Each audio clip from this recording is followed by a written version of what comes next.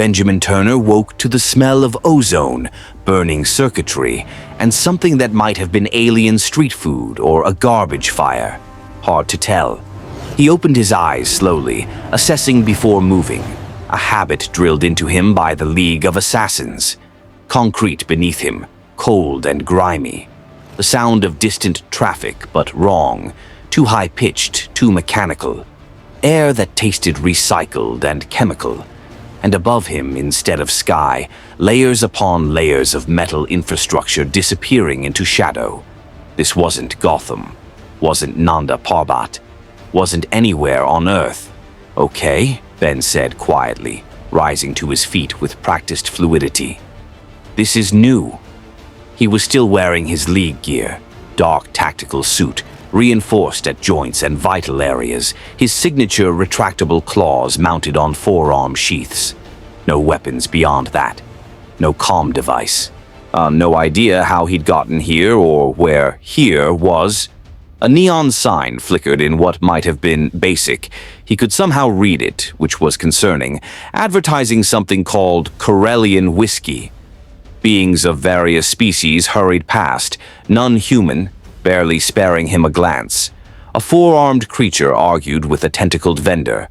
A droid, an actual droid, wheeled past carrying packages. Either I'm having the most vivid hallucination of my life, Ben muttered, or I'm not on Earth anymore. His tactical mind began cataloging. Urban environment, densely populated, technological level far beyond Earth's, multiple sapient species coexisting, artificial gravity. He could feel it, slightly different from natural, and most concerning, the air of a place that had forgotten law existed. A scream cut through the ambient noise. Instinct took over. Ben moved. 3 blocks away, Pykes Syndicate territory. The Pike enforcers had the refugees cornered in an alley that dead-ended against a sealed maintenance hatch. 12 Pykes, tall, thin humanoids with distinctive breathing masks, and 4 B-1 battle droids. The refugees were a mix of species, humans, Twi'leks, a few Togruta children clinging to their parents. You missed a payment, the lead Pike said, his voice filtered through his mask's speaker. The Syndicate doesn't forgive debts. Your children will work the spice mines until the principal is paid. With interest. Please, a human woman begged, we'll get the credits. Just give us more time. Time expired. Take them. The Pykes moved forward. The droids raised blaster rifles, and then a figure dropped from the fire escape above, landing in a perfect 3-point stance between the Pykes and their victims. Ben Turner straightened slowly, assessing threats, calculating angles, noting the weapons and body language. Gentlemen, he said calmly, I'm going to give you one chance to walk away. Not because I'm merciful, because I just woke up in a very confusing situation, and I'd really prefer not to add interdimensional murder to my day. The lead Pike tilted his head, studying this strange human. You're not from around here. That's an understatement, but I recognize predators when I see them, and I've made a career of putting predators down. Kill him, the Pike ordered. The B-1 droids opened fire first, blaster bolts that moved slower than bullets, but packed more punch. Ben's training took over. He moved through the volley with economy of motion, each step precise, each shift minimal. Tiger claw footwork drilled into him until it was more natural than breathing. He reached the first droid before it could adjust aim, his retractable claws extending with a metallic snikt. The blades, hardened steel designed to cut through Kevlar and body armor, punched through the droid's chassis at joint points. He twisted, levered, and the droid collapsed in sparking pieces. Uh-oh, the droid managed before its photoreceptors went dark. The second droid tried to track him. Ben was already inside its guard, delivering a palm strike that dented its cranial unit, followed by a leg sweep that toppled it. His claws found the power cell. He'd identified the weak point in half a second, and the droid went dead. The Pykes, to their credit, didn't panic. They drew vibro blades and shock batons, moving to surround him with professional coordination. Ben smiled. Finally, opponents who knew how to fight. The first Pyke thrust with his vibroblade. Good technique, aiming for center mass. Ben redirected with a circular parry, his claw raking across the Pyke's weapon hand. Not deep enough to sever, just enough to make him drop the blade. Follow-up. Elbow to the breathing apparatus, knee to the thorax, spinning throw that sent the Pyke crashing into two of his companions. The lead Pyke activated his shock baton and swung for Ben's head. Ben ducked under, used the Pyke's momentum against him, classic judo principle, and threw him over his shoulder. The Pyke hit the ground hard, breath knocked from his lungs. "Your form is sloppy," Ben observed, disarming another Pyke with a joint lock that made the alien cry out. "You rely on intimidation and superior numbers.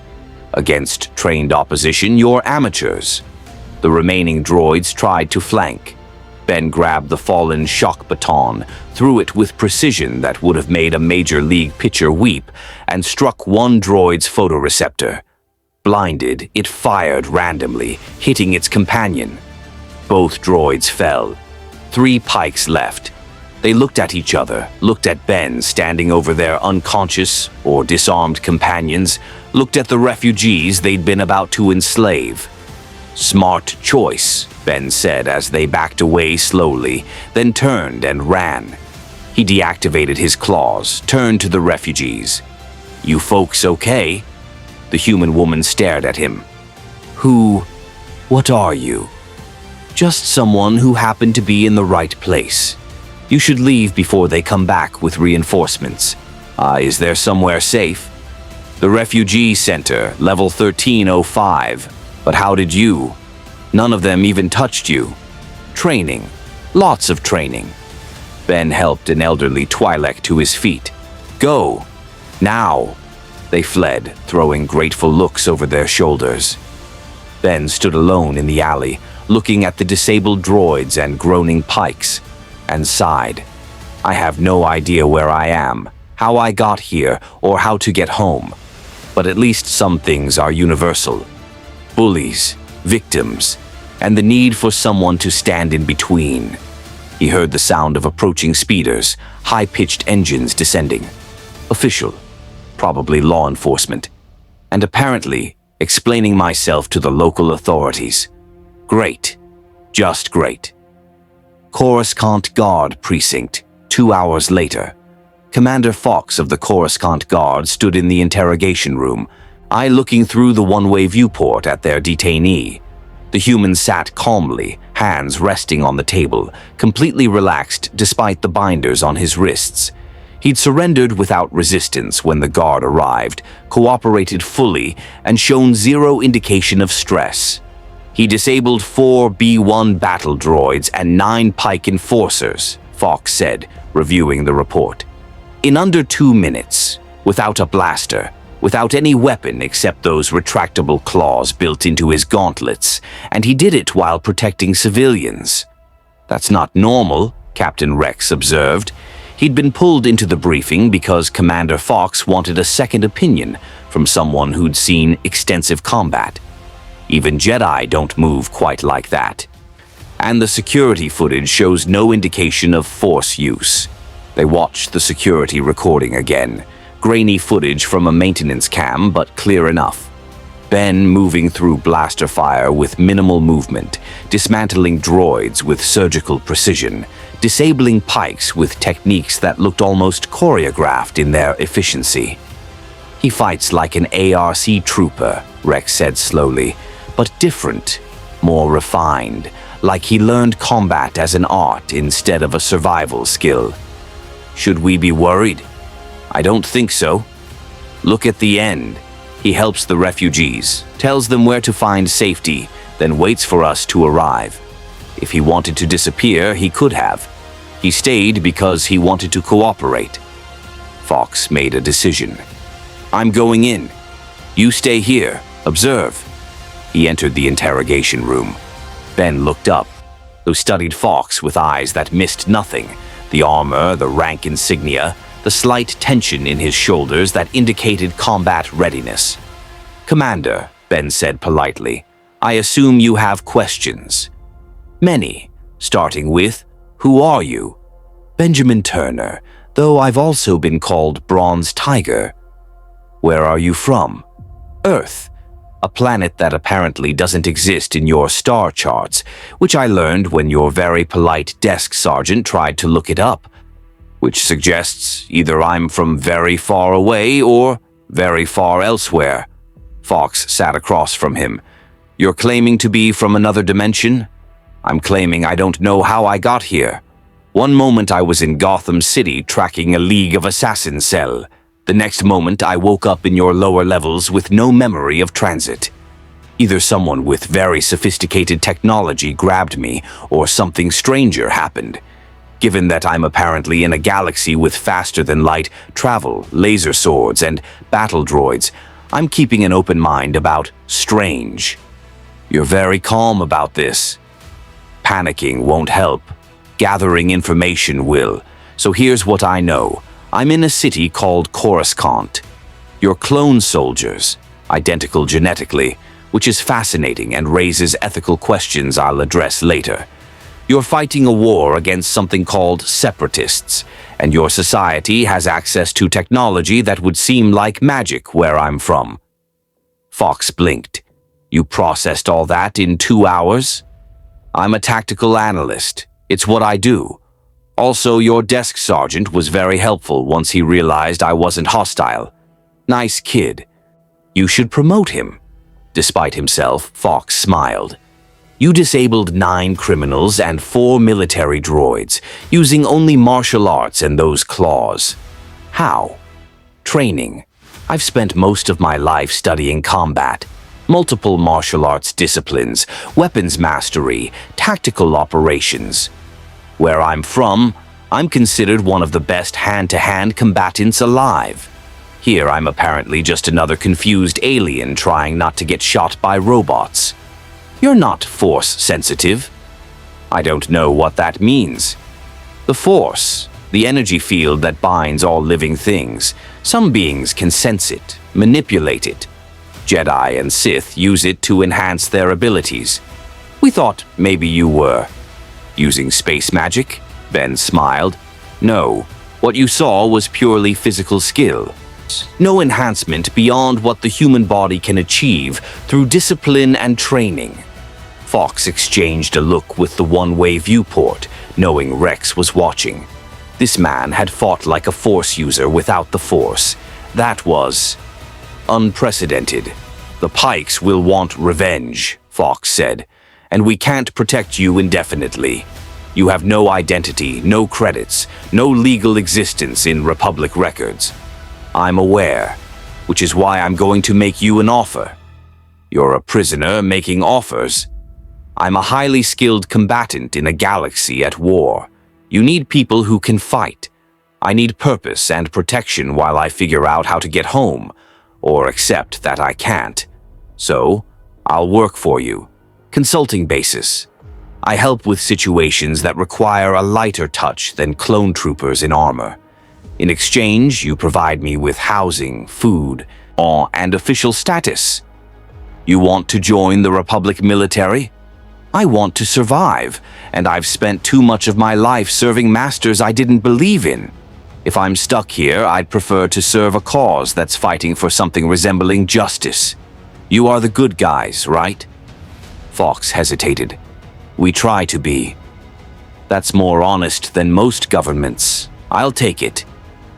Jedi Temple, Council Chamber.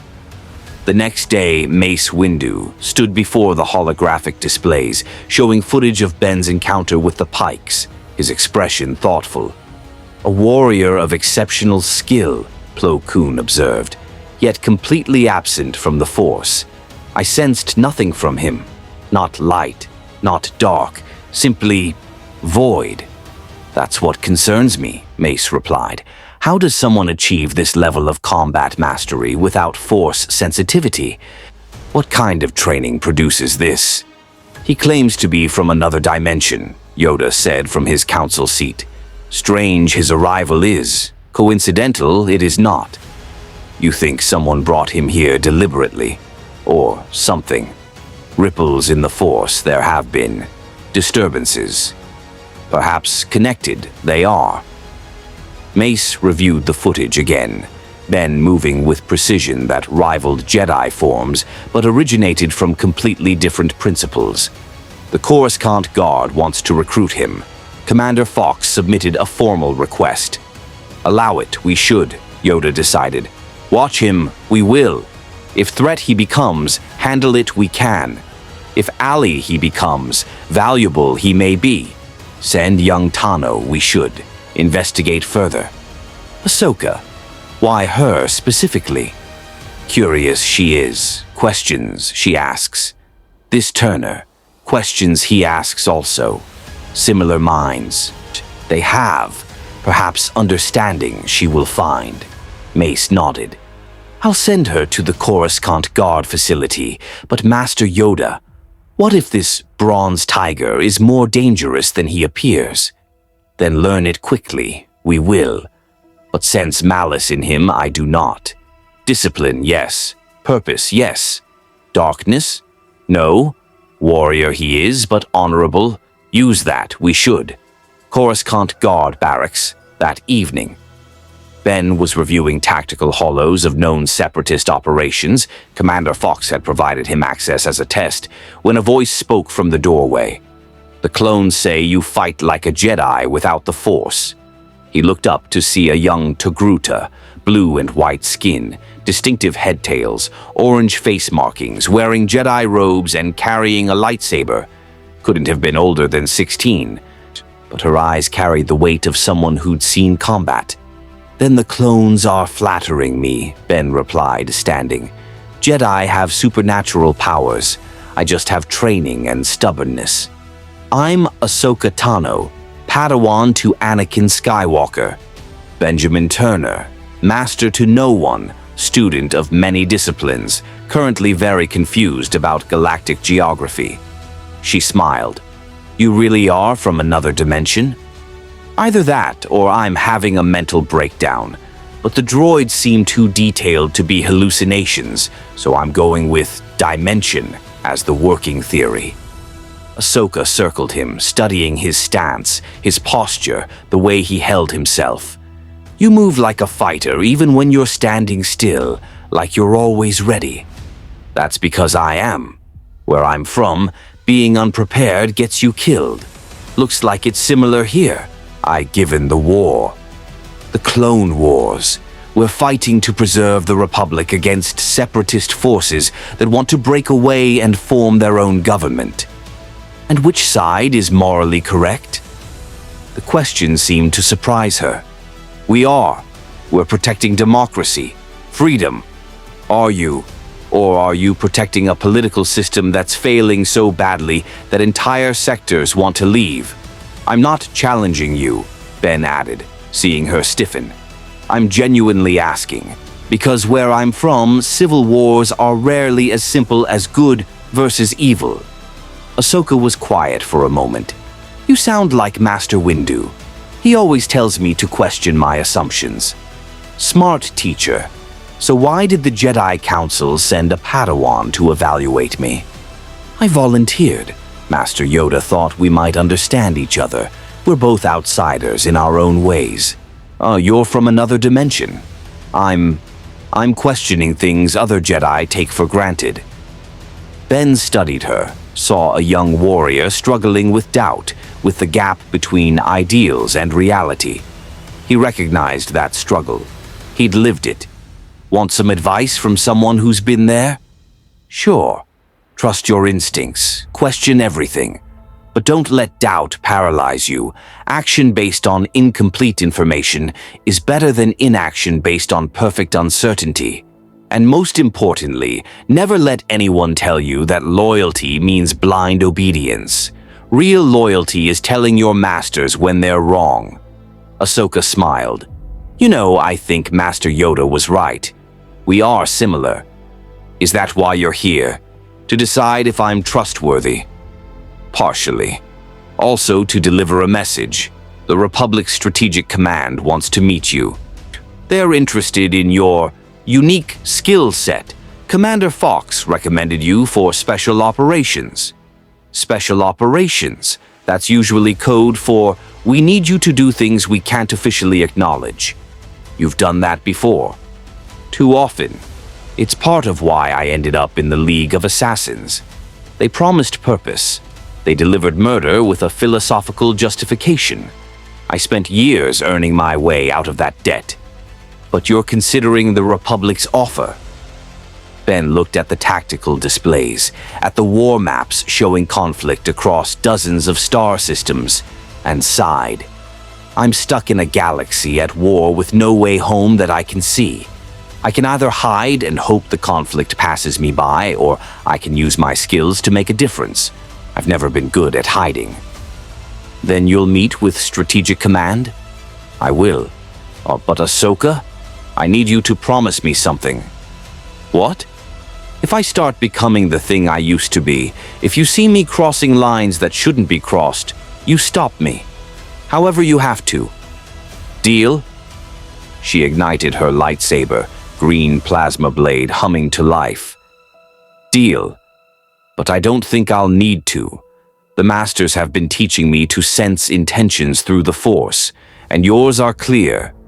You want to help. You want redemption. You want purpose. You can sense all that? I can sense you're not lying. That's enough for me. Ben extended his hand.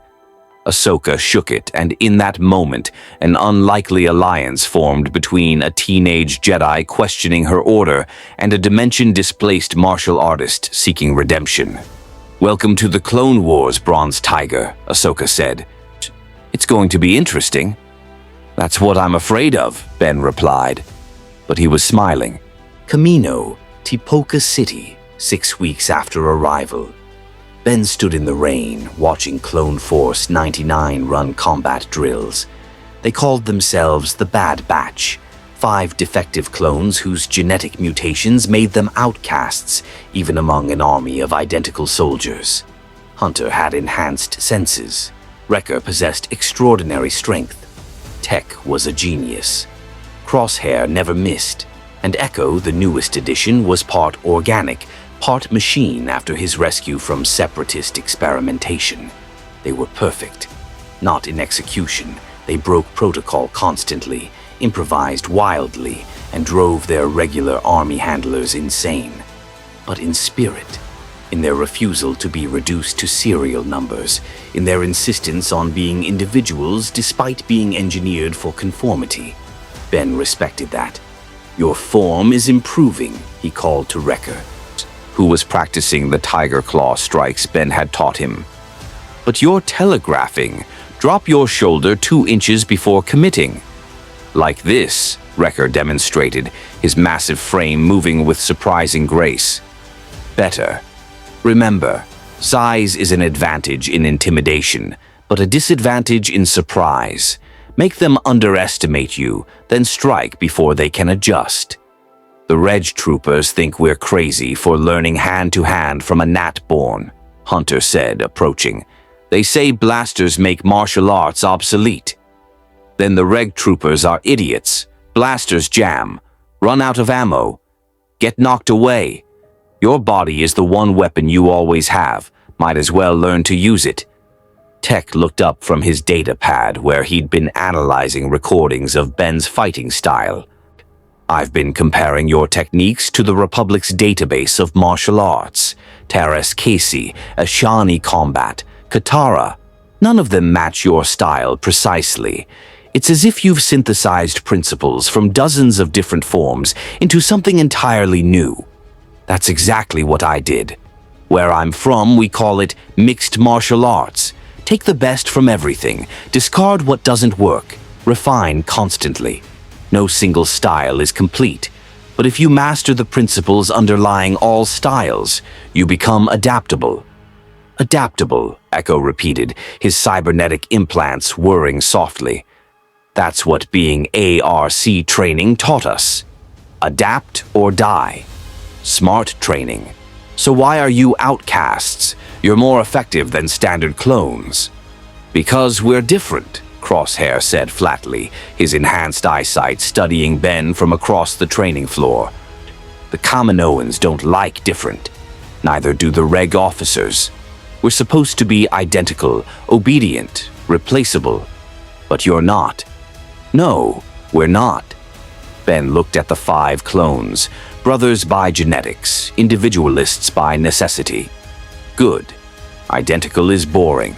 Obedient is dangerous. Replaceable is a lie they tell to control you. You're soldiers, yes. But you're also people. Don't ever forget that. Is that what they taught you in the League of Assassins? Hunter asked. Ben had been open about his past with the Bad Batch. They'd earned his trust. The League taught the opposite. They taught that the individual was meaningless compared to the mission, that we were tools to be used and discarded. It took me years to unlearn that poison. But you're helping the Republic now, Tech observed. Isn't that just serving different masters? The difference is choice. The League conscripted me, manipulated me, broke me down and rebuilt me as a weapon. The Republic asked, I can refuse. I can question orders. I can walk away. That autonomy matters. That's what makes the difference between a soldier and a slave. The clones were silent, processing this. They'd never thought of themselves as having choice. They'd been born into service, engineered for war, told from their first moments that their purpose was to fight and die for the Republic. What if we wanted to walk away? Echo asked quietly. Hypothetically. Then you should be able to. Any military that won't let soldiers leave isn't an army. It's a prison. But, Ben met Echo's eyes, I'm not advocating desertion. I'm saying you should fight because you choose to, not because you're programmed to. There's honor in choosing to serve something larger than yourself. There's none in being forced. Alarms blared across Tipoca City. Red emergency lights pulsed. Separatist attack! A clone officer's voice boomed over loudspeakers. All personnel to defensive positions. This is not a drill. The Bad Batch moved immediately, grabbing weapons, checking armor. Ben followed, his claws extending with practiced ease. You're not equipped for this, Hunter said. You don't have armor, don't have training with our weapons. I have what I need. Just point me at the enemy. They ran toward the sound of blaster fire, and Ben felt the familiar calm of combat descending. He'd been training for 6 weeks, learning about this galaxy, adapting to new technology and alien biology. But fighting was universal. Time to see how his skills translated against a real threat. Kamino, main hangar, separatist assault. The aqua droids poured through the breached hangar doors like a metallic tide. Amphibious battle droids designed specifically for water worlds, their tripod legs giving them stability on Kamino's rain-slicked platforms. Behind them came something worse. BX series commando droids. Faster, smarter, more dangerous than standard B1s. And leading them, moving with predatory grace that even droids shouldn't possess. Asajj Ventress. Ben recognized her from intelligence briefings. Sith assassin, dual lightsaber wielder, Count Dooku's apprentice. Extremely dangerous. The briefings hadn't mentioned how she moved, like a dancer, like death given form, her twin red blades spinning in complex patterns that deflected incoming blaster fire. Bad Batch. I take the droids, Hunter commanded. Everyone else, fall back and... I've got the woman, Ben said, moving forward. That's Ventress. She's a Sith assassin with supernatural powers and laser swords. I know. Still going. He walked toward her with the same calm he'd use approaching any opponent. Assessing, calculating, looking for weaknesses, for patterns, for the moment when confidence became overconfidence. Ventress noticed him, stopped, tilted her head with curiosity. A clone without armor? How brave or how stupid? Her voice carried amusement and contempt in equal measure. Not a clone, consultant, and definitely stupid. But I've fought Force users before. You bleed the same as anyone else. You've fought Jedi? She sounded intrigued now. Sparred with one. She was talented. You might be more so. Let's find out. Ventress attacked. She was fast, faster than humans should be, augmented by the Force.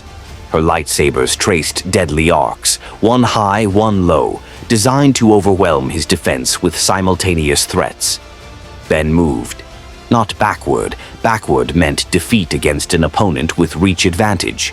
Forward and lateral. Tiger claw footwork, sliding into the space between her strikes, where the lightsaber blades couldn't reach without her adjusting grip. His claw swept up, aiming not for her but for her weapon. The Beskar alloy blades, a gift from Mandalorian contacts he'd helped during a hostage situation, struck her lightsaber hilt. Beskar, one of the few materials that could resist lightsabers.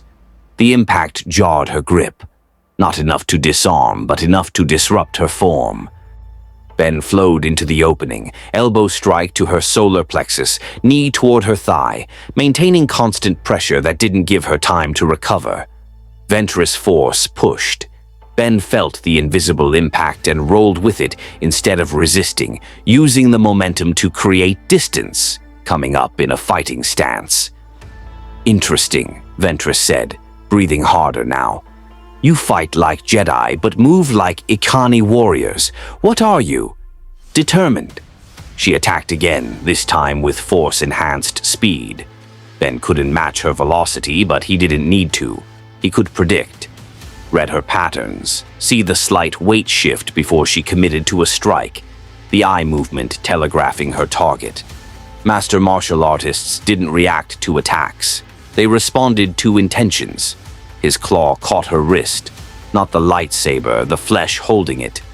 Squeezed the pressure point. Her grip spasmed. One lightsaber clattered to the platform. Impossible, she hissed. Improbable, not impossible. They fought across the rain-slicked hangar, Ventress using the Force to throw debris, to enhance her strikes, to manipulate the environment. Ben using pure technique, experience, and an absolute refusal to be intimidated by supernatural power. She was stronger, faster with Force augmentation, could do things physics said were impossible, but he was better trained, more disciplined, and he'd spent his entire life fighting opponents who outmatched him physically. He knew how to turn strength into weakness, speed into overextension, power into predictability. His claw struck her remaining lightsaber hilt, precise, surgical. The weapon sparked, died. The blade extinguished. Ventress stared at her ruined weapon in disbelief. Your form is excellent, Ben said, breathing hard. But you rely too much on the Force. When it's not enough, you don't have fundamentals to fall back on. That's a fatal flaw against the right opponent. You defeated me. Without the Force, I disabled your weapons. I haven't defeated you, but I will if you keep fighting. Your droids are being destroyed. Your mission is failing. Retreat while you can. Ventress looked around. The Bad Batch had decimated the droid forces. Republic reinforcements were arriving. She was alone, weaponless, facing an opponent who'd just proven he could match her. This isn't over, she promised. Probably not, but today it is. Go. She force-jumped to a waiting escape craft, her eyes never leaving Ben. As the ship lifted off, he could see her already analyzing the fight, planning how to counter his techniques next time. He'd made an enemy, but he'd also earned her respect. That might matter later. Did you just beat Asajj Ventress in a fight? Wrecker asked, walking up with his helmet under one arm. Without the Force, without armor, with just those fancy claws. I disabled her weapons, different from beating her. If she'd been trying to kill me instead of testing me, I'd probably be dead. Still counts as a win in my book. Wrecker slapped him on the back hard enough to stagger a normal human. Ben barely shifted. Hunter approached, studying Ben with new appreciation. The regular army is never going to believe this. A Nat-born consultant matching a Sith assassin. Don't tell them. I prefer being underestimated. It's tactically advantageous. Tech was already reviewing footage from his helmet cam. Remarkable. You identified and exploited precisely 17 openings in her defense. Your strike accuracy was 94%. Your energy efficiency was optimal. No wasted movement, no unnecessary flourishes. That's what training does. Eliminates ego from combat. Makes you see fights as problems to solve instead of contests to win. Crosshair, who'd been providing sniper support from a catwalk, descended and approached. You're different from other Nat-borns. Most see us as property. Tools. You treat us like soldiers. Why? Because that's what you are. Soldiers, warriors, people who chose or should have chosen to serve. The fact that you were engineered doesn't change that. You think, you feel, you question. That makes you people. See, anyone who treats you as less is wrong, and if I ever start treating you as less, call me on it. The Bad Batch looked at each other. Something unspoken passed between them. You're one of us, Hunter said finally. Honorary member of Clone Force 99, if you want it. Ben felt something unexpected. Belonging. For the first time since arriving in this galaxy, he wasn't just a displaced outsider. He was part of something, part of a team. I'd be honored, he said quietly. Though I should warn you, I'm a terrible influence. I question orders, improvise constantly, and have a habit of doing the right thing, even when it's tactically inconvenient. So exactly like us, Echo said with a smile. Perfect fit. Later, Tipoca City Medical Bay Ahsoka found Ben in the medical bay, being scanned by concerned medics who were trying to understand how he'd fought Ventress without Force sensitivity. They're saying you beat one of the Separatists' best assassins, she said, sitting beside him. I neutralized a threat using superior technique. There's a difference. Not to the clones. You're a legend now. The Bronze Tiger who beat Ventress. They're writing songs. Please tell me you're joking. I wish I was. Wrecker's already composed 3 verses. Ben groaned.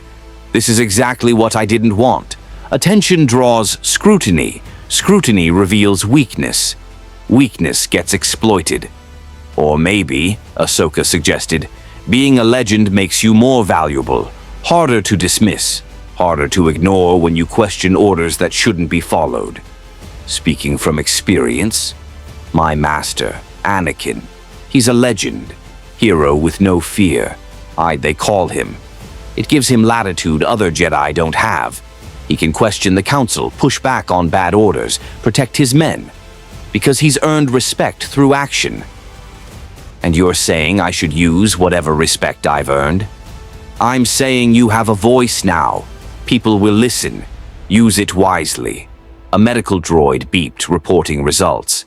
Subject displays enhanced reflexes, superior muscle memory, and pain tolerance far above human norm. But no detectable Force sensitivity, no cybernetic enhancements, no chemical augmentation. This is purely the result of training and discipline. That's what I've been telling you, Ben said. It's unprecedented, the droid insisted. We must study. No. Ben stood, gently but firmly. I'm not a lab specimen. I'm a consultant, and I'm done being scanned. He walked out, Ahsoka following. They're not used to people saying no, she observed. Then they need to get used to it. I spent too many years being someone else's experiment. Never again. They walked through Tipoca City's sterile corridors, rain pounding against the transparisteel windows. Can I ask you something? Ahsoka said. When you fought Ventress, were you afraid? Terrified. She could have killed me 12 times. One mistake, one moment of hesitation, and I'd be dead. But you didn't hesitate. No. Because fear is useful if you channel it correctly. It makes you alert, focused, aware of danger. The trick is not letting it control you. Feel the fear, acknowledge it, then act anyway. That's courage, not the absence of fear, but action despite it. The Jedi teach us to eliminate fear. Master Yoda says fear leads to anger. Anger to hate. Hate leads to suffering. I know the quote. Anakin told me. But Ahsoka, eliminating fear is impossible. It's a survival instinct. Trying to eliminate it just makes you suppress it, and suppressed emotions have a habit of exploding at the worst moments. Better to acknowledge fear, understand it, and choose how to respond to it. That's not what the Council teaches. The Council isn't always right. Neither am I. Neither is anyone. We're all just doing our best with incomplete information and imperfect understanding. The key is staying humble enough to admit when we're wrong. They reached the landing platform where a Republic shuttle waited to take them back to Coruscant. "Bronze Tiger," Ahsoka said as they boarded. "Thank you for treating the clones like people. For questioning the things I've been too afraid to question. For being honest, even when it's uncomfortable. You don't need to thank me for basic decency, kid, but you're welcome anyway." As the shuttle lifted off, Ben looked back at Kamino, a water world where humanity was mass-produced in the name of war, where children were engineered to fight and die for a republic that barely acknowledged their existence. He'd promised himself he'd never serve unjust masters again. But what if the masters weren't overtly evil? What if they were just flawed people making compromised choices in an impossible situation? That was harder to navigate. That required more than fighting skill. That required wisdom he wasn't sure he possessed. But he'd try. For the clones, for Ahsoka, for the strange, complicated galaxy that had become his new home. Because if there was one thing Bronze Tiger knew how to do, it was fight for those who couldn't fight for themselves. Even if the battlefield was politics instead of combat. Even if the enemy was bureaucracy instead of droids. Even if victory meant changing minds instead of breaking bodies. He'd find a way. He always did. Republic Strategic Command, Coruscant, 3 months after Kamino. The mission briefing room was cold, sterile, and filled with people Ben didn't trust. Admiral Wilhuff Tarkin stood at the holographic display, his gaunt face illuminated by blue light as he outlined the operation. Beside him, several Republic intelligence officers whose names Ben hadn't bothered to learn. And at the head of the table, transmitted via hologram, Chancellor Palpatine himself. Ben had learned to read people in the League of Assassins, body language, micro-expressions, the subtle tells that revealed true intentions. Tarkin was ambitious, ruthless, willing to sacrifice pawns for strategic gain. The intelligence officers were bureaucrats playing at warfare, and Palpatine set off every alarm Ben had developed over 20 years of dealing with manipulators. "The target is Dr. Sion Verbol," Tarkin explained, bringing up a holographic image of a female Bivol scientist. Green skin, distinctive head crest, eyes that looked tired and haunted. "She is developing a chemical weapon for the Separatists, a toxin that affects only clone DNA, leaving other humans unharmed. If deployed, it could eliminate our entire army." "How certain is the intelligence?" Ben asked. Tarkin's expression soured slightly. He didn't like being questioned. "Very certain. We have multiple confirmations from agents within Separatist space." "And the mission parameters?" "Elimination. You will infiltrate the research facility on Mustafar, locate Dr. Bol, and terminate with extreme prejudice. No witnesses. No evidence of Republic involvement." Ben looked at the faces around the table. "You want me to assassinate a scientist. We want you to eliminate a threat to Republic security," Tarkin corrected. Your skills make you ideal for this operation. You can infiltrate without force presence alerting separatist security. You can eliminate the target without conventional weapons that might be traced, and you have proven yourself capable of neutralating high-value targets. I've proven I can fight when necessary. That's not the same as assassination. Isn't it? Chancellor Palpatine's hologram spoke for the first time, his voice carrying grandfatherly warmth that felt deeply wrong. Mr. Turner, you were part of the League of Assassins, were you not? Surely this is within your expertise. The League is part of my past, so I left that life for a reason. And yet you fight for the Republic now. You disable droids, neutralize separatist threats. How is this different? Combat has rules, engagement criteria. You fight soldiers who can fight back. Assassination is murder dressed in mission parameters. There's a difference. A philosophical difference, Tarkin said dismissively. The practical result is the same. A threat is eliminated. The method matters. It matters because it defines who we are. If we become assassins willing to murder scientists, even enemy scientists, we've already lost the moral high ground that supposedly justifies this war. The room fell silent. Several officers looked uncomfortable. Tarkin looked furious. And Palpatine looked interested. You raise an excellent point, Mr. Turner, the Chancellor said smoothly. However, I consider this. Dr. Bole is creating a weapon that could kill millions of clones, men who serve the Republic faithfully, men you've befriended.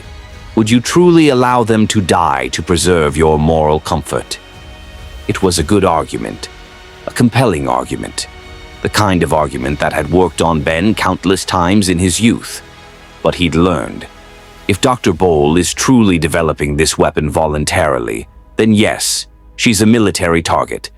But I want verification, independent verification, not just intelligence reports that might be fabricated or manipulated.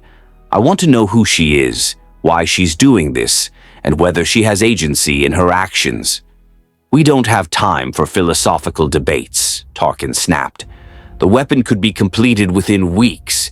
Every day we delay puts clone lives at risk. Then give me the intelligence files. Let me review them. If she's genuinely a threat acting of her own will, I'll consider the mission. But I won't kill on someone else's word alone. Not anymore. Palpatine's hologram smiled. How admirably principled. Very well, Mr. Turner. You may review the intelligence, but I suspect you'll find the evidence compelling. Admiral Tarkin, provide our consultant with full access. Chancellor, is that wise? Do it. Mr. Turner has earned the right to question his orders. Let him satisfy his conscience. The hologram faded. The briefing ended. Officers filed out, several shooting Ben hostile glances. Ahsoka had been sitting in the corner, observing. She approached as the room emptied. That took courage, she said quietly. Questioning the Chancellor himself. That took common sense. He's setting me up, Ahsoka. Can't you feel it? The whole thing feels wrong. I trust your instincts. What do you need? Access to those intelligence files, and someone who can verify if they're legitimate. Someone the Republic intelligence community can't easily manipulate. I might know someone. My master, Anakin. He's not good at politics, but he's excellent at seeing through lies. And he has contacts in military intelligence who owe him favors. Set up a meeting, quietly. I don't want Tarkin knowing I'm doing independent verification. Anakin Skywalker's personal quarters. That evening, Anakin Skywalker was younger than Ben expected, mid-20s, confident to the point of arrogance, with eyes that had seen too much combat for someone so young. His mechanical hand, a prosthetic from battle damage, drummed absently on the table as he reviewed the intelligence files Ben had provided. This is garbage, Anakin said after 20 minutes. Half of these confirmations come from the same source using different cover identities. The surveillance images are low resolution and could be anyone, and the timeline doesn't make sense. They claim she's been working on this weapon for 6 months, but she was at a scientific conference on Coruscant 4 months ago. I saw her there. You met Dr. Bowl? Briefly, she presented research on agricultural bioengineering. Seemed brilliant and more interested in feeding people than killing them. This, he gestured at the files, this feels manufactured. Why would Republic intelligence fabricate an assassination order?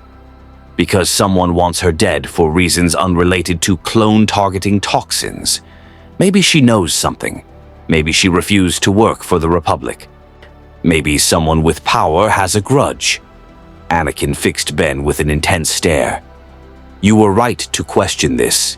If you'd taken the mission without verification, you'd be murdering an innocent woman. So what do? We investigate properly. I'll contact Captain Rex. He has intelligence contacts from his ARC training. We'll find out what Dr. Bowl is actually working on and whether she's doing it voluntarily. Then we decide the right course of action. Tarkin won't like that. Tarkin can kiss my... Anakin caught himself. Tarkin can deal with it. I'm a Jedi general. I have authority to question military orders if I suspect they violate the rules of engagement. You're under my jurisdiction now, Turner. I appreciate the protection, but I don't want to cause problems for you politically. Too late. See, I've been causing problems politically since I became a Padawan. Might as well have company. Anakin smiled, and for a moment, Ben saw past the legendary warrior to the person underneath. Young, idealistic, frustrated by systems that prioritized politics over people. Your Padawan speaks highly of you, Ben said. Ahsoka's too loyal for her own good. I keep waiting for her to realize I'm making it up as I go along. The smile faded. She's told me about your conversations, about choice, about soldiers versus slaves. That hit hard. I didn't mean to. No, you were right. The clones don't have choice. They were created to fight, trained from birth, told their purpose was to die for the Republic. That's not service. That's exploitation. And most Jedi, most senators, they don't see it because they don't want to. It's easier to call them soldiers than to admit we're using slave armies. You see it, though. Because I was a slave, before the Jedi found me, I belonged to Watto the Toydarian on Tatooine. I know what it's like to be property, to have your choices made for you, to be told your life belongs to someone else. Anakin's mechanical hand clenched. I won't let the clones suffer that without at least acknowledging what we're doing to them. Does the Council know you feel this way? Master Kenobi knows. He doesn't agree. He thinks the clones understand their purpose and accept it, but he respects my position. The other masters, they'd see it as questioning the Republic's moral authority. Can't have that during wartime. They sat in silence for a moment, two men from very different backgrounds united by recognition of injustice. I'll help you investigate Dr. Bowl, Anakin said finally. But Turner, after this, when you prove she's innocent or being coerced, you'll have made powerful enemies. Tarkin doesn't forgive defiance. Neither does whoever's really behind this order. Are you prepared for that? I've made enemies before. I'll make enemies again. The alternative is becoming a murderer. I've spent years trying not to be that person anymore. I'm not going back. Good. Anakin stood, extending his hand. Welcome to the club of people who do the right thing even when it pisses off admirals. Membership is small but passionate. Ben shook his hand. Honored to join. Mustafar, Separatist Research Facility. 1 week later, Ben infiltrated alone as he preferred. Anakin had arranged for a stealth insertion via a hijacked Separatist supply ship. Captain Rex had provided intelligence on facility layout, and Ahsoka had given him a comm link connected directly to her, with instructions to call if he needed extraction. He didn't plan to need extraction. The facility clung to a volcanic cliff, surrounded by lava flows and toxic gases. Security was heavy: battle droids, ray shields, automated turrets. But security designed for Force users and blaster-wielding soldiers, not for someone who could disable droids silently with precise strikes and climb vertical surfaces using nothing but grip strength and technique. He reached Dr. Bowles' laboratory after 90 minutes of careful infiltration. She was there, alone, working at a computer console with the desperate intensity of someone running out of time, and on her wrist, a restraining bolt, the same kind used on droids to enforce obedience. Ben's jaw tightened. Not a willing collaborator, a prisoner. He slipped into the lab silently. "Dr. Bowles." She spun, gasped, backed against the console. "Please, I've done everything they asked. I'm completing the research. Don't hurt me." "I'm not here to hurt you. I'm here to verify something. Are you developing a clone-targeting toxin?" "What?" "No. I'm a bioengineer. I work on agricultural applications, disease-resistant crops, ways to feed people more efficiently. The Separatists, they took me 6 months ago, said they'd kill my family if I didn't work for them. They want me to develop enhanced rations for their droid maintenance crews. Nothing weaponized. I'm useless to them as a weapons designer." Ben examined her workspace. The research visible on her screens, all agricultural. No chemical weapons, no toxins. Just a scientist trying to survive while doing the least harm possible. "The Republic thinks you're creating a bioweapon. That's insane. I couldn't. My expertise is in sustaining life, not ending it." "Someone wants the Republic to think you're a threat. Someone arranged for false intelligence, manufactured evidence, and tried to have you assassinated. Who benefits from your death?" She thought for a moment, fear giving way to realization. There was a Republic project.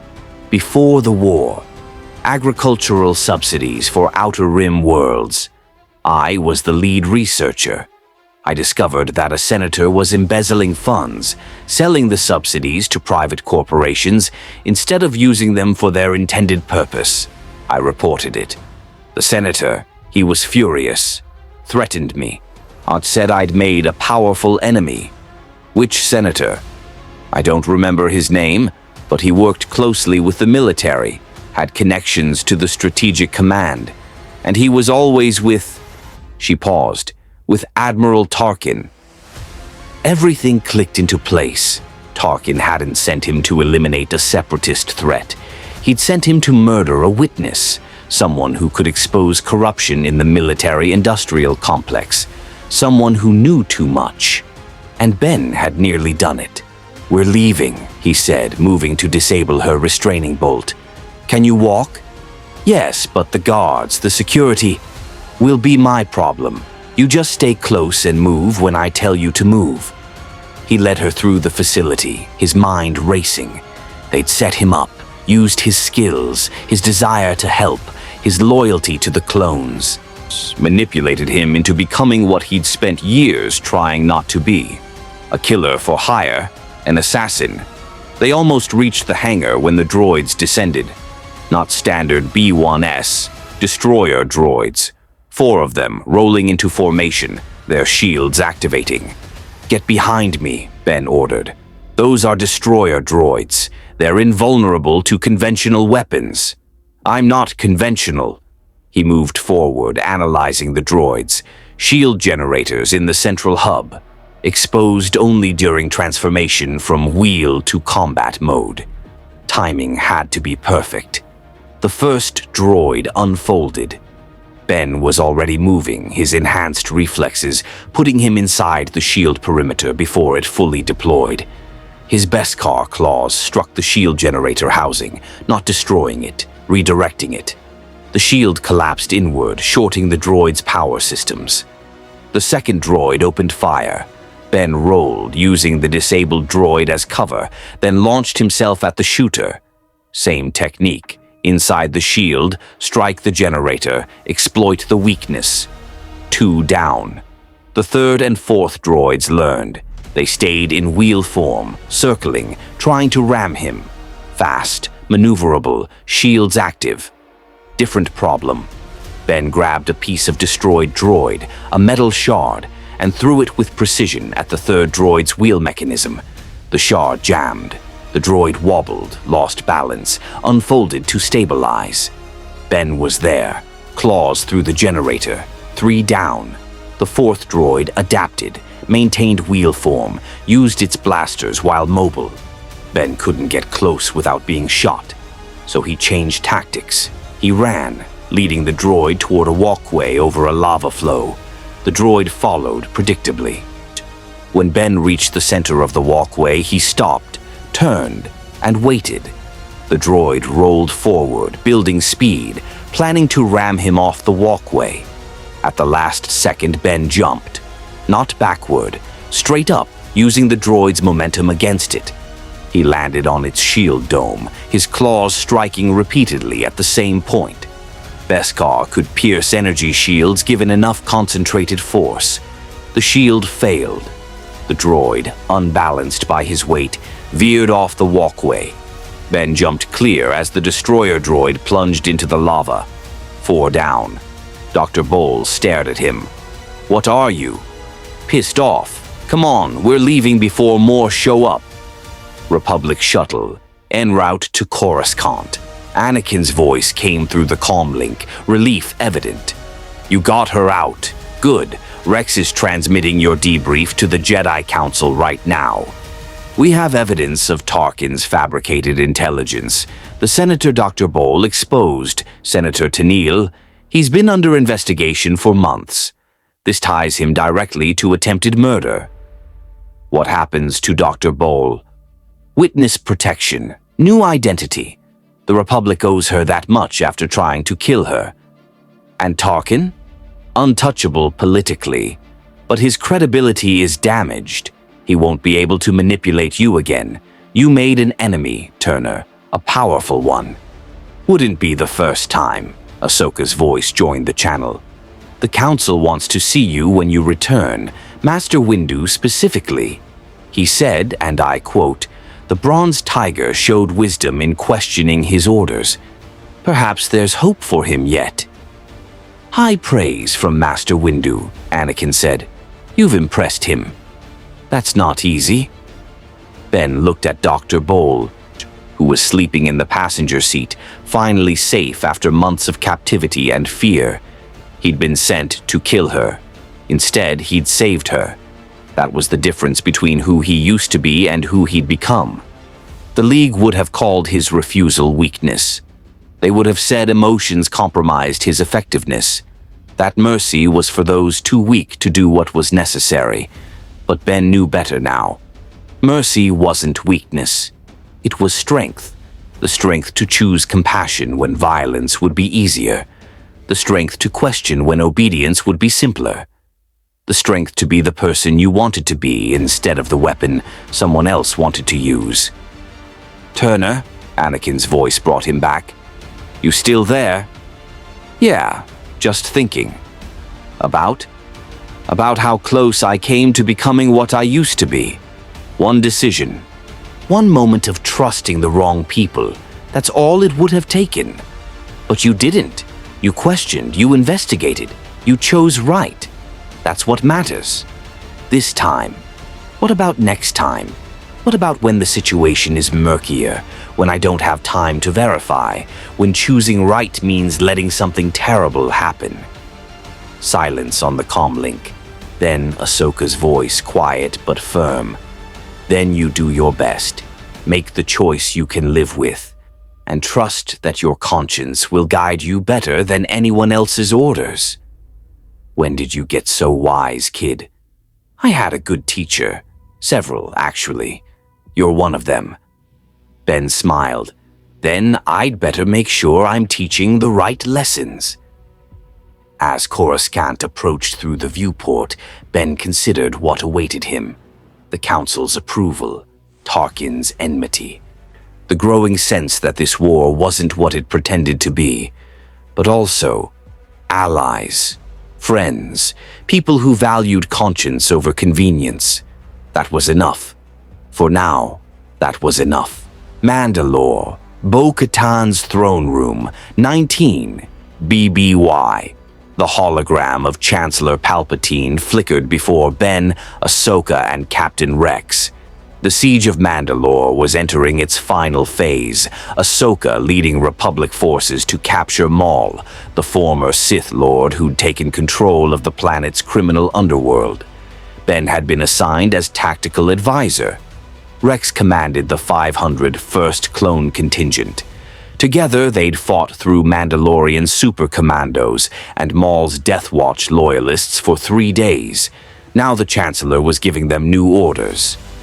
Captain Rex, Commander Tano, Mr. Turner, Palpatine's hologram said warmly. You've done exemplary work. Maul's capture is imminent. However, I must ask something difficult of you. What is it, Chancellor? Ahsoka asked. General Skywalker has uncovered a Jedi plot. The Council has attempted to assassinate me and overthrow the Republic. I've been forced to declare them traitors. I'm issuing Emergency Order 66. All Jedi are to be executed as enemies of the state. The words hung in the air like poison. Ben felt ice in his veins. He'd been expecting something. His instincts had been screaming warnings about Palpatine for months. But not this. Not genocide dressed as legal authority. That's insane, he said flatly.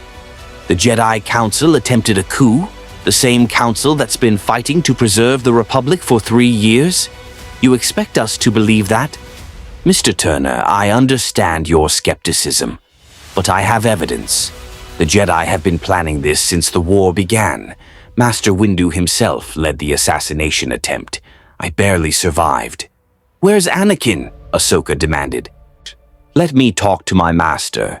If what you're saying is true, he'll confirm it. Anakin is indisposed. He's hunting down the conspirators as we speak. Commander Tano, I'm afraid I must include you in this order. You were a Jedi. You may still harbor loyalty to the traitors. Ahsoka's hand went to her lightsaber. I left the order. I'm not part of their conspiracy, if there even is one, which I don't believe for a second. Nevertheless, Captain Rex, you have your orders. Execute Order 66. Kill Commander Tano. Kill any Jedi you encounter. This is a direct command from your Commander-in-Chief. Rex's hand moved toward his blaster, then stopped. His face contorted, fighting something internal. I can't. Orders must follow. Rex, Ahsoka stepped back, her sabers igniting. Rex, what's wrong? Ben saw it immediately, the vacant look in Rex's eyes, the mechanical movement of his hand. This wasn't Rex choosing to follow orders. This was Rex being overridden. He's being controlled, Ben said, moving between Rex and Ahsoka. Some kind of programming. Good soldiers follow orders, Rex said, his voice flat. Wrong. His blaster cleared the holster, aimed at Ahsoka. Good soldiers follow orders. Good soldiers. Ben struck, not to hurt, to disarm. His hand intercepted Rex's wrist, applied pressure to the nerve cluster, forced the blaster to drop. Rex tried to fight back, but he was moving on autopilot, no technique, just programmed compliance. Ahsoka, stun him, Ben commanded. I can't hurt him. Stun him. Whatever's controlling him, knocking him unconscious might break it. Ahsoka's force push sent Rex stumbling. Ben followed with a precise strike to the side of Rex's neck, pressure point that induced temporary unconsciousness without permanent damage. Rex collapsed. The hologram of Palpatine flickered out, but not before Ben saw the expression, mild frustration, as if a tool had malfunctioned. What just happened? Ahsoka demanded, kneeling beside Rex. Why would Rex try to kill me? He's my friend. Programming, Ben said, his mind racing through everything he'd learned about clone conditioning. The Kaminoans built something into them, some kind of override command. Palpatine activated it. This isn't a coup by the Jedi. This is Palpatine eliminating the only force that could challenge his authority. That's genocide. He's ordering the murder of every Jedi in the galaxy, and using the clones to do it, turning them into assassins against their will, violating their autonomy, exactly what I've been afraid of since I got here. Alarms blared through the Mandalorian facility. Comlink chatter erupted, clone troopers reporting kills, hunting Jedi, following Order 66 with mechanical efficiency. "We need to remove whatever's controlling him," Ben said, examining Rex's head. "The programming has to have a physical component. Clones are engineered. Someone put something in their brains." "An inhibitor chip," a voice said from the doorway. They spun to see Maul, restrained in energy binders, being escorted by 2 clone troopers who hadn't yet received the order. The former Sith Lord looked at them with something like amusement. "You're only now realizing. The Jedi's arrogance is legendary, but this is exceptional even for them. The clones have inhibitor chips in their brains, organic control mechanisms. I sensed them years ago but assumed they were simple behavioral modifications. I didn't realize Sidious, your Chancellor, had programmed them as sleeper agents. Brilliant, really.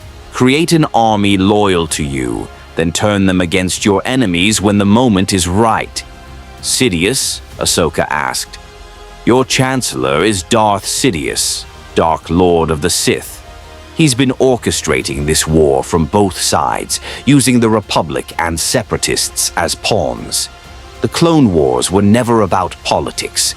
They were about maneuvering himself into absolute power while eliminating the Jedi. And you all fell for it." Ben looked at Maul, seeing truth in the Zabrak's eyes. "You're telling us the entire war was manufactured?" "From the beginning.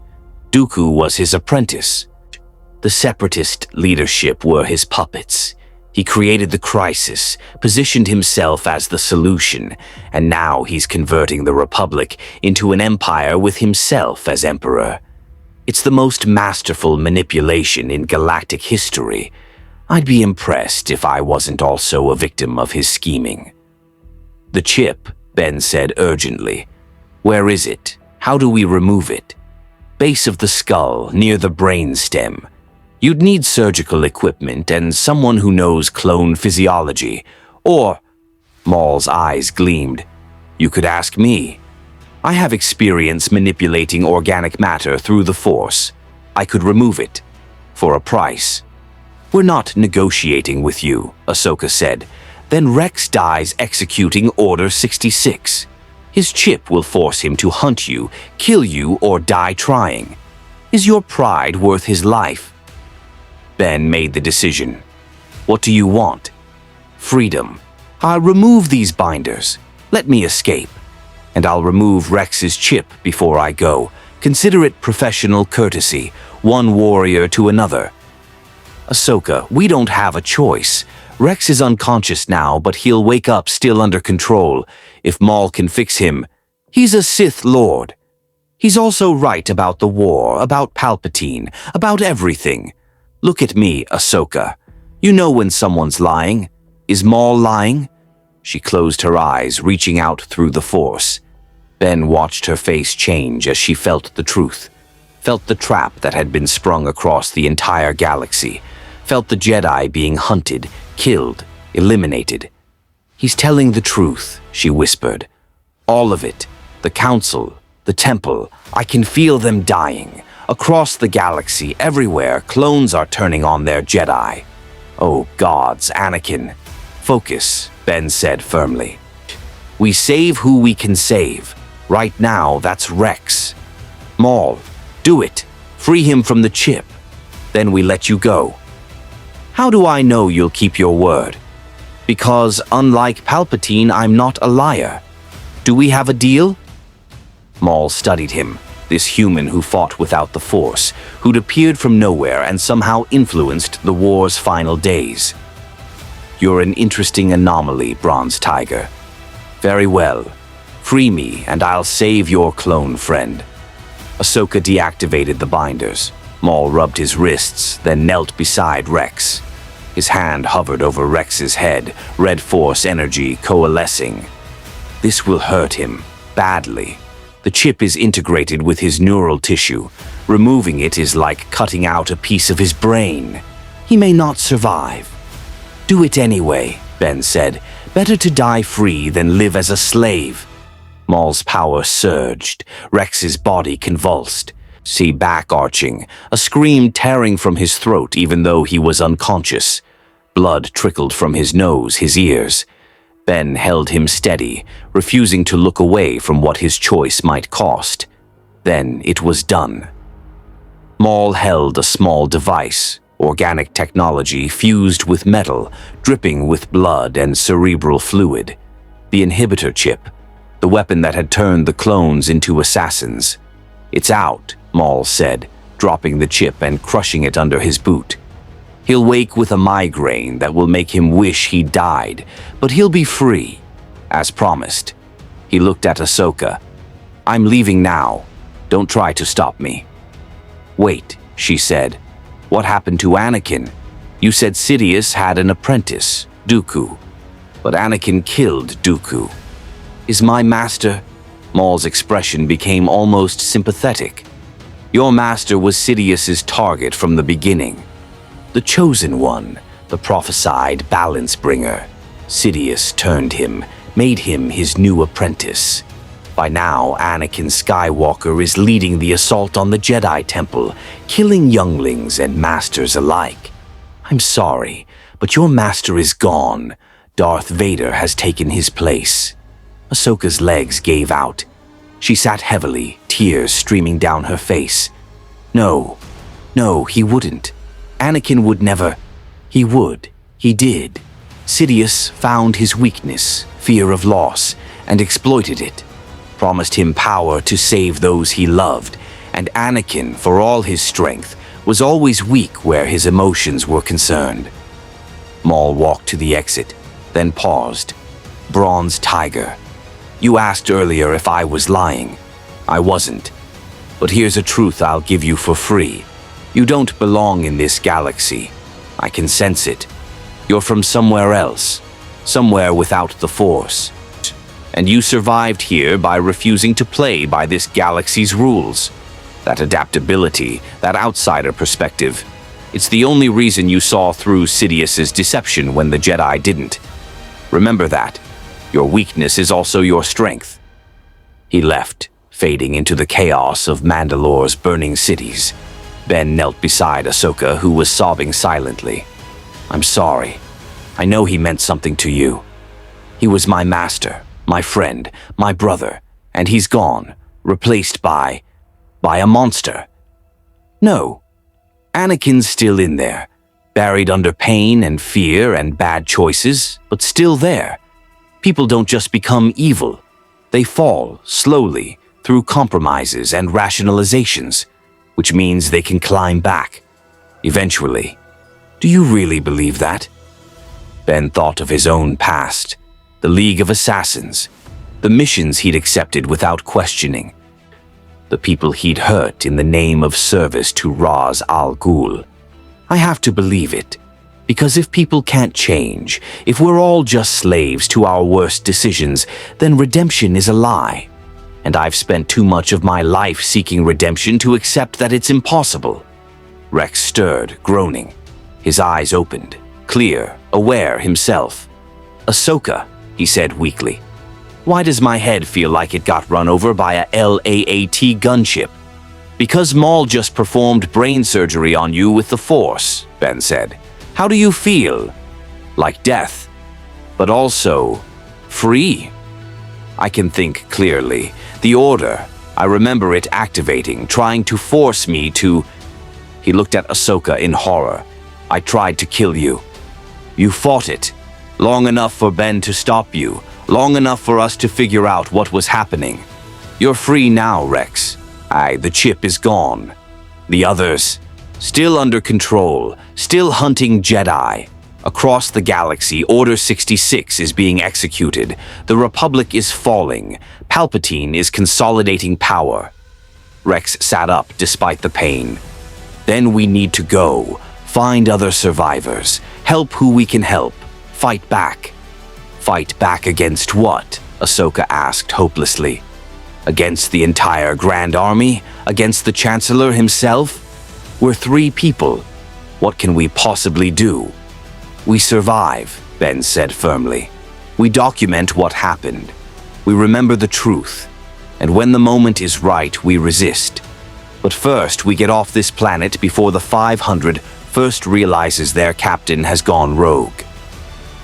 They moved through Mandalore's Undercity, avoiding clone patrols, heading for Ben's infiltration ship.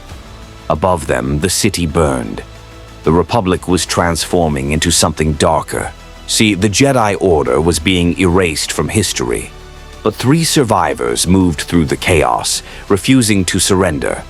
One former Padawan who'd questioned her order. One clone captain who'd broken his programming. One dimension-displaced martial artist who'd never belonged here in the first place. It wasn't much, but it was a start.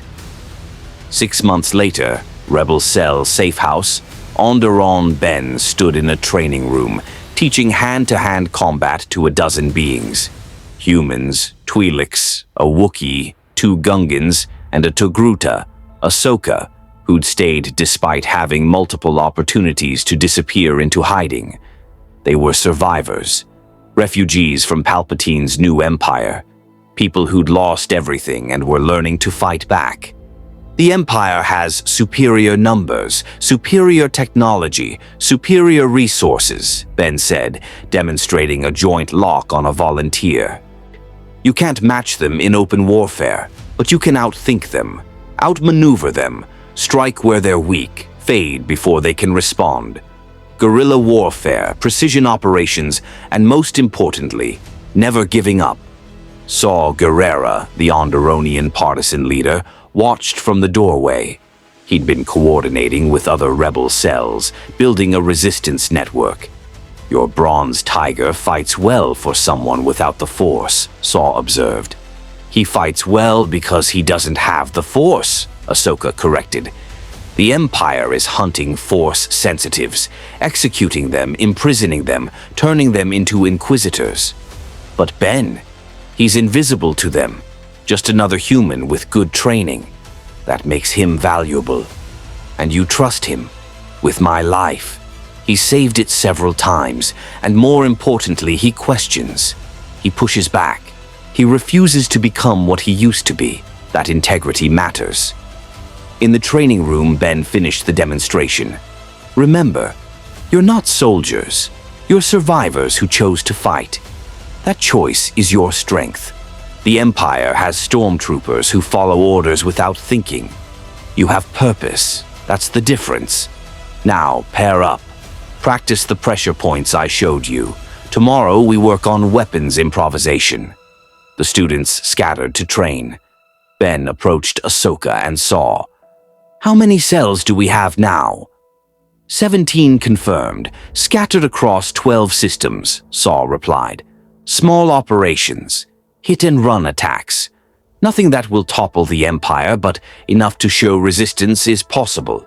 It's a start. What about Rex? Still working on removing inhibitor chips from clone deserters. He's freed 43 so far. They're forming their own cell, former soldiers who refuse to serve the Empire. They call themselves Bad Batch. Ben smiled. Fitting. Tell Rex I said hello, and that I'm proud of them. You could tell him yourself. Come to the next leadership meeting. No.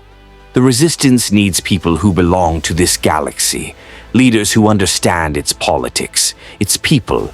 I'm an outsider. Always will be.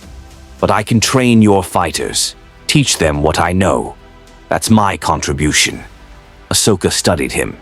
You've given up on getting home, haven't you? Not given up, accepted. This is my reality now, has been for a year, and honestly, there are worse places to be, worse causes to serve. even when that cause is fighting an empire that controls most of the known galaxy. Especially then, where I'm from, we have a saying, all that's necessary for evil to triumph is for good people to do nothing. I'm not much, but I'm not nothing, and doing something, even small things, is better than surrender. A young human woman, one of Ben's students, approached nervously. Master Bronze Tiger, can I ask you something? I'm not a master, just a teacher. What's your question? Why do you do this? You're not from here. You have no stake in our fight. You could hide, stay safe. Why risk your life for people you barely know? Ben was quiet for a moment, considering. Because I've been you. I've been the person who lost everything, who had to choose between giving up or fighting back.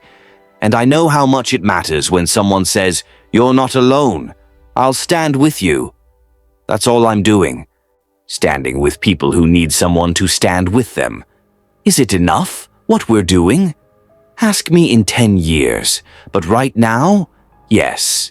Every person we train is someone who can survive. Every cell we establish is proof resistance exists.